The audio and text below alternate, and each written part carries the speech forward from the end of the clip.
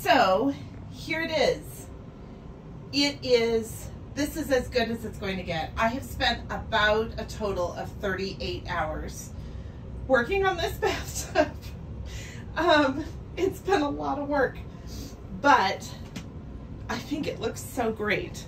It's hard to tell with the shadow there, but you can see all the white is gone. There are a few tiny little flecks, but other than that,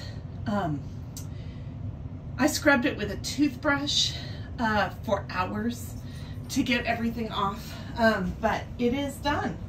So there's going to be a coating, a clear coating, and I'll tell you more about that later, that I'm going to put on the top of it. But I can't do that until I'll have a few days without work people here.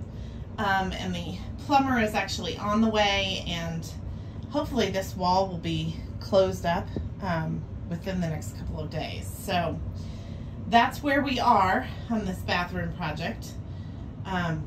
It's been a wild ride thus far, but the tub is looking fabulous. So I'm really, really excited about this and excited to get everything else going. See you later.